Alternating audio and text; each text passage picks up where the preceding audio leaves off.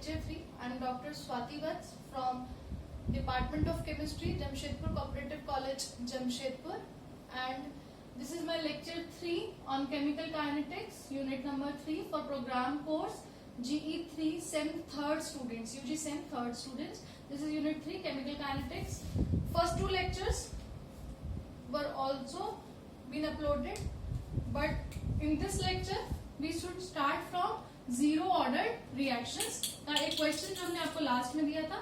Second lecture के अंदर हमने सबसे पहले चीज पढ़ी थी pseudo order reactions and basic zero order reaction और इंटीग्रेटेड फॉर्म में उसका रेट लॉ.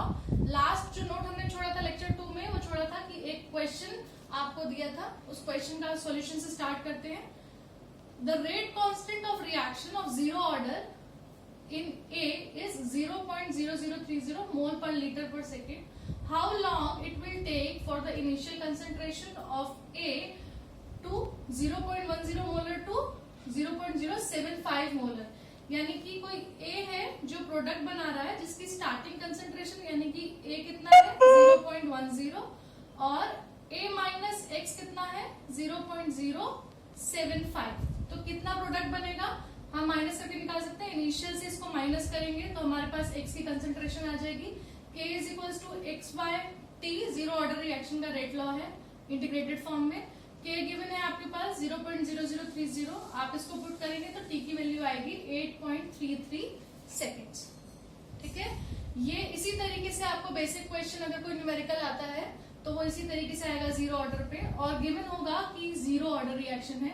आगे चल के हम देखेंगे कि आप सिर्फ k की यूनिट से पहचान सकते हैं कि वो जीरो ऑर्डर है कि फर्स्ट ऑर्डर है कि सेकंड ऑर्डर है. जब हम सब ऑर्डर पढ़ लेंगे तो एंड में हम यूनिट का कंपैरिजन भी पढ़ेंगे.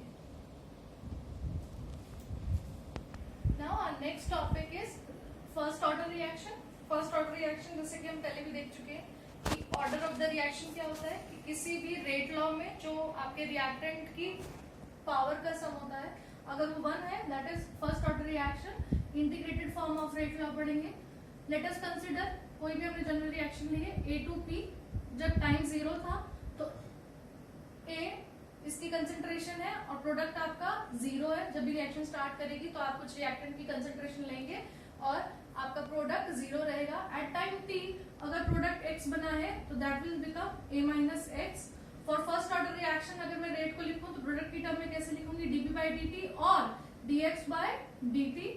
आर को रेट को मैं रेट लॉ के फॉर्म में लिखूंगी तो k a की पावर 1 क्यों क्योंकि ये फर्स्ट ऑर्डर रिएक्शन है और यहाँ पे a माइनस x रख सकते हैं तो k a minus x 1. From 1 and 2 we can equate this equation dx by dt equal to k a minus x की power 1. This is our equation number 3. On integrating the equation number 3 with respect to x and t dx upon a minus x. Lower limit is 0, final limit is x. Product की term में lower limit 0, final limit x. Time की term में lower limit 0, final limit t. Then integrating dx upon a minus x and k is constant that's why वो integration से बाहर ले लिया गया है. इंटीग्रेटिंग dt वी गॉट इस इंटीग्रेटिंग टर्म निकल के आता है for suppose dx upon a minus x का इंटीग्रेशन होता है आपका minus ln a minus x. तो minus ln a minus x ये आपका kt plus i is integrating constant. यहाँ को हमको i की वैल्यू ढूंढने के लिए इनिशियल वैल्यूज रखनी पड़ेगी t0 और x0. जैसे आप t0 x0 करेंगे t0 करेंगे तो kt 0 हो जाएगा और यहाँ पे x0 करेंगे तो बचेगा माइनस लोन a. तो i की वैल्यू क्या निकल के आएगी minus ln a, natural log of a. From equation number 4 and equation number 5, we equate the equation minus ln a minus x equal to kt minus ln a. Completely जब solve करेंगे तो हमारे पास आएगा ln a upon a minus x is equals to kt. Equation ln a upon a minus x is equals to kt. k equal to 1 by t ln a upon a minus x. k will be equal अगर हम इसको natural log में change करेंगे तो multiplied by k equal to in form of natural log 2.303 log a upon a minus x divided 2.303 divided by t. This equation is very important, integrated form of rate law for first order reaction, where K is rate constant for first order, T is time, A is initial concentration of reactant, A minus X is final concentration of reactant, X is concentration of product at any time T. First order reaction का rate law integrated form में K is equal to 2.303 T log A upon A minus x. Few examples of first order reaction. Examples of first order reaction में पहला हम देखेंगे decomposition of N2O5. N2O5 in presence of CCl4 as a solvent decomposed into N2O4 plus half O2. ये अगर हमारा A consider कर ले और यहाँ O2 को P कंसिडर कर ले तो हम ये देख सकते हैं कि जितना O2 प्रोड्यूस होगा उतना ही N2O5 डिकम्पोज होगा. तो यहाँ पे एक सेटअप लगाया जाता है, छोटा सा ट्यूब चैनल रहता है, उसमें एक जगह होती है जहाँ पे हम O2 को कलेक्ट कर सकते हैं और O2 को कलेक्ट करके वहां उसकी टाइट्रेशन करके उसकी कंसेंट्रेशन निकाल सकते हैं. ऐसे सेटअप के बीच में volume of O2 gas calculated at any time VT. जब जो भी कोई हम टाइम ले रहे हैं, एक पर्टिकुलर टाइम पे जहाँ रिएक्शन स्टॉप कर रहे हैं, तो उसमें जो वॉल्यूम ऑफ O2 गैस है will be equal to VT. जितनी O2 आपको मिलेगी यानी कि उतना ही अमाउंट N2O5 का डिकम्पोज हो गया. एक जनरल सी बात है कि जितना O2 प्रोड्यूस होगा उतना N2O5 डिकम्पोज होगा. तो यानी कि प्रोडक्ट का जो X है डायरेक्टली प्रोपोर्शनल है आपके VT के. ये हमारा प्रोडक्ट है, एक पर्टिकुलर टाइम पे जितना वॉल्यूम ऑफ O2 प्रोड्यूस होगा उतना ही N2O5 डिकम्पोज होगा. तो हमने X will be directly proportional to VT.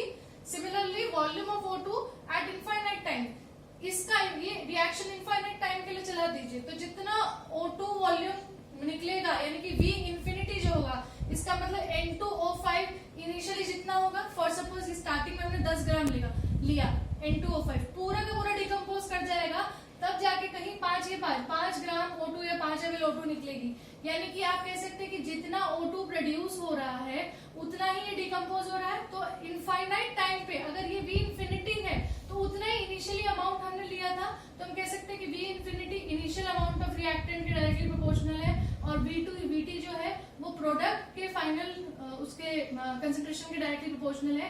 तो अगर A और X की वैल्यू हम यहाँ रखेंगे तो फॉर डिकम्पोजिशन ऑफ N2O5 हमारा रेट लॉ क्या बनेगा, K is equal to 2.303 by T log V infinity. V infinity ध्यान रखिएगा इनिशियल कंसेंट्रेशन है, initial concentration of reactant, and V infinity minus VT. VT is जो फाइनल VT टाइम पे आपकी volume निकल रही है O2 की, यानी कि जितना अमाउंट N2O5 का डिकम्पोज हो चुका है.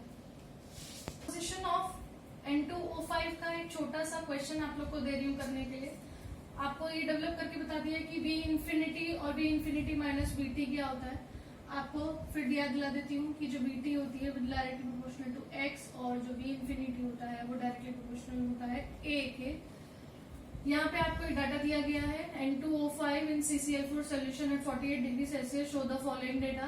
Reaction for first order, calculate the rate constant. आपको ये दिखाना भी है, show that the reaction is first order. First order कब होगी, जब इस इक्वेशन को बार बार पुट करने पर सेम आपका कांस्टेंट K की वैल्यू आएगी तो आपका ये फर्स्ट ऑर्डर रिएक्शन हो जाएगा. Calculate the rate constant, her time को लेके आपको रेट कांस्टेंट निकालना पड़ेगा. यहाँ पे टाइम 10 से स्टार्ट होकर इन्फिनिटी में जा रहा है तो V इंफिनिटी क्या हो जाएगी आपकी, ये है, और VT एक बार आप VT इसको रखेंगे, एक बार इसको, एक बार इसको और एक बार इसको. डिफरेंट टाइम के लिए आपके पास K की वैल्यू आ जाएगी. फॉर सपोज इसको VT रखने पर K1 आ रहा है, इसको VT रखने पर K2, इसको VT रखने पर K3 और इसको VT रखने पर K4 और वो कांस्टेंट आ रहा है. That means this is first order reaction. Example for first order reaction is decomposition of H2O2 hydrogen peroxide. Hydrogen peroxide को चेक करने के लिए क्यों कितना डिकम्पोज हुई है, रिएक्शन की काइनेटिक स्टडी करने के लिए हम KMnO4 के साथ उसको टाइट्रेट करते हैं और देखते हैं कितना वॉल्यूम H2O2 का डिकम्पोज हो गया है, रह गया है. तो इसी तरह से जब हमने किया तो volume of KMnO4 solution used before the commencement of reaction at zero time, यानी कि जब रिएक्शन स्टार्ट ही नहीं हुई बिफोर द कमेंसमेंट, तो जितनी वॉल्यूम यूज हुई है वो V0 होगा क्योंकि टाइम जीरो है। तो यानी कि किसके इक्वल है, इनिशियल कंसेंट्रेशन ऑफ H2O2, जितनी H2O2 है उसी के इक्वल है, यानी कि initial concentration that is A जो यहाँ पे है। तो V0 यानी कि volume of KMnO4 used at zero time is directly proportional to initial concentration of H2O2 hydrogen peroxide. Similarly after time t जब लिया तो वॉल्यूम ऑफ KMnO4 यूज जो वो जितना टाइट्रेट करेगी तो VT will be directly proportional to amount of H2O2 present at any time t, A minus x। General reaction में भी आपने देखा होगा कि रिएक्टेंट जो था वो पहले A था फिर A माइनस x हुआ। अगर ये इनिशियल कंसेंट्रेशन है तो वो V0 है, और अगर एक टाइम के बाद है वॉल्यूम ऑफ KMnO4 यूज तो वो A माइनस x है। तो VT क्या हो जाएगा आपका A माइनस x के डायरेक्टली प्रोपोर्शनल है। यहाँ पे A और A minus x general reaction general rate law equation में A और A माइनस x की जगह क्या आ जाएगा, V0 फॉर VT। ये particular rate law reaction rate law का जो इक्वेशन बनी है वो किसके लिए बनी है, डिकम्पोजिशन ऑफ H2O2। जैसे कि आपका इससे पहले वाले में डिकम्पोजिशन ऑफ N2O5 का जो डिकम्पोजिशन था उसमें बना था आपका K is equals to 2.303 T log V infinity minus VT। वो पर्टिकुलर N2O5 के लिए था, अलग से इसलिए बनवा रहे हैं क्योंकि इसी में बेस्ड क्वेश्चन आते हैं तो आपको डेरिवेशन करने की जरूरत नहीं पड़ेगी। और ये आपका स्पेशली H2O2 की डिकम्पोजिशन है। V0 यानी कि जब टाइम जीरो था तो volume of KMnO4 used for H2O2 titration, and VT जब टाइम t था तो volume of KMnO4 used for H2O2 decomposition। Third example of first order reaction is inversion of cane sugar। Normal जो आपकी sucrose होती है वो dextro rotatory होती है, आप लोगों ने ऑर्गेनिक में पढ़ा डेक्स्ट्रो रोटेटरी। पोलैरिमीटर के अंदर अगर प्लेन पोलराइज लाइट को कोई भी कंपाउंड या सब्सटेंस राइट साइड में रोटेट करता है दैट इज डेक्स्ट्रो रोटेटरी, और कोई कंपाउंड या जो भी आपका रिएक्टेंट या कंपाउंड जो भी सब्सटेंस लिया हुआ है सॉल्यूशन फॉर्म में वो प्लेन पोलराइज लाइट को अगर लेफ्ट साइड के अंदर रोटेट करता है तो दैट इज लीवो रोटेटरी। अगर मैं केन शुगर की सुक्रोज की बात करूं तो वो डेक्स्ट्रो रोटेटरी होती है, बट जब वो इन्वर्जन यानी कि आपका कंप्लीट इन्वर्जन में जाती है तो ग्लूकोज और फ्रक्टोज बनाती है। ग्लूकोज और फ्रक्टोज में ये डेक्स्ट्रो ये लीवो होना क्या चाहिए था, आपको रेसिमिक मिक्सचर मिलना चाहिए था। प्लेन पोलराइज लाइट नहीं तो ना तो डेक्स्ट्रो रोटेट मतलब जितना राइट उतना लेफ्ट करेगी तो आपको एक रेसिमिक मिक्सचर मिलेगा, बट यहाँ पे देखिए जो ग्लूकोज है वो 52.5 डिग्री तक रोटेट करता है और जो फ्रक्टोज है वो लीवो उल्टी साइड पे प्लस 92 डिग्री पे रोटेट करता है, यानी कि अल्टीमेटली आपको लीवो प्रोडक्ट मिलेगा। तो डेक्स्ट्रो से हम कहा जा रहे हैं, लीवो पे जा रहे हैं, that's why it is called inversion of cane sugar. तो इसको स्टडी करने के लिए हमको पोलैरिमीटर चाहिए क्योंकि हम रोटेशन को ही स्टडी कर सकते हैं कि स्टार्टिंग में डेक्स्ट्रो है और एंड में जितना जितना प्रोडक्ट बनता जाएगा वो लीवो में चेंज होता जाएगा। Reading of polarimeter at zero time R0, जब जीरो टाइम है यानी कि हम डेक्स्ट्रो रोटेटरी में है तो वो जो रीडिंग है that is R0 angle. Reading of polarimeter at time t RT, suppose reading of polarimeter at infinite time that is R infinity। तो यहाँ बात कीजिए angle of rotation at any time t, अगर किसी भी एंगल ऑफ रोटेशन को at any time t देखेंगे तो वो क्या होगा R0 माइनस RT, जो स्टार्टिंग का था माइनस उस टाइम का, और सपोज स्टार्टिंग का 10 है और टाइम t के बाद 4 है तो R0 10 minus 4 R0 minus RT। ये कितना होगा, the amount of sucrose hydrolyse, जितना सुक्रोज हाइड्रोलाइजेशन में जा रहा है उसके अमाउंट के डायरेक्टली प्रोपोर्शनल होगा। Angle of rotation at infinite time, angle of rotation at infinite time that is R0 minus R infinity। जब इनफाइनाइट हो जाएगी कोई चीज तो वो यहाँ से सीधे यहाँ पे प्रोडक्ट फॉर्म में आ गई, इन्फिनिटी टाइम में वो प्रोडक्ट फॉर्म में आ गई है। तो R0 माइनस R infinity कितना होगा, जितना initial concentration of reactant present है। Angle of rotation at infinite time, angle of rotation infinite time इसके इक्वल आना चाहिए, ये देगा आपको इनफाइनाइट टाइम पे एंगल ऑफ रोटेशन, पर वो कितना होगा, जितना कि आपने स्टार्टिंग में रिएक्टेंट लिया होगा तो वो उसके इनिशियल कंसेंट्रेशन ऑफ सुक्रोज के इक्वल होगा। अब आपके पास A भी है और X भी है, बट ये जो जनरल इक्वेशन आपने लिखी है उसमें A और A माइनस एक्स चाहिए, तो A तो हम R0 माइनस R infinity को लेंगे और A माइनस एक्स निकालने के लिए this minus this, this equation 1 और ये आपकी इक्वेशन 2। जब आप इसको रखेंगे तो a minus x directly proportional आएगा R T minus R infinity को। अब आपके पास a माइनस एक्स भी है और a भी है, इसको जनरल इक्वेशन में पुट कीजिए तो आपके पास आएगा k is equal to 2.303 by T log R zero minus R infinity divided by R T minus R infinity. ये जो एग्जाम्पल है ये इसलिए आपको करा रहे हैं कि डायरेक्ट जो न्यूमेरिकल क्वेश्चन आता है उसमें आपको कंप्लीट डेरिवेशन ना करना पड़े। अगर इन्वर्जन शुगर आया है तो आप सीधे ये फॉर्मूला लगाइए, अगर डिकम्पोजिशन वाला आया है तो आप v इंफिनिटी माइनस वीटी वाला फॉर्मूला लगाइए, अगर आपके पास H2O2 की डिकम्पोजिशन आई है तो v0 बाई वीटी वाला फॉर्मूला लगाइए। अब एक क्वेश्चन इसका देखेंगे हम। इन्वर्जन ऑफ केन शुगर में हमने ये फॉर्मूला निकाला है k is equal to 2.303 log r0 minus r infinity rt minus r infinity. ये क्वेश्चन आप लोग को दे रही हूँ। From the below data of inversion of cane sugar calculate the k and show it is in first order. अगर सबके लिए कांस्टेंट आता है तो that will be first order. t आपका दिया हुआ है 0, 7.18, 18.00, 27.05 और infinity in seconds. And reading आपकी ये r की वैल्यू है, एंगल ऑफ रोटेशन की वैल्यू है +24, +21, +17, +15 एंड देन +10। यहाँ पे आपका r इंफिनिटी आपको पता चल गया है, r इंफिनिटी ये है, r0 आपका ये हो जाएगा जब टाइम 0 है। rt की वैल्यू एक बार ये रखिए दैट इज k1, यहाँ से निकालिए k2 और k3। कांस्टेंट आता है तो फर्स्ट ऑर्डर है और सबसे पहले k की वैल्यू आएगी एवरेज में।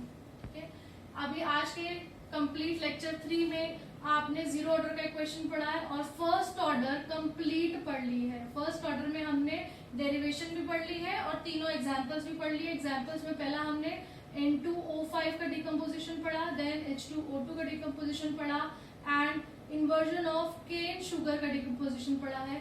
अल्टीमेट जो रेट लॉ इंटीग्रेटेड फॉर्म है वो ये है और तीनों एग्जांपल्स के लिए भी हमने फॉर्मूलेज निकाल लिए और एक एक क्वेश्चन करके देख लिया है। नेक्स्ट लेक्चर 3 में हम सेकेंड ऑर्डर रिएक्शंस पढ़ेंगे। तब तक के लिए थैंक यू।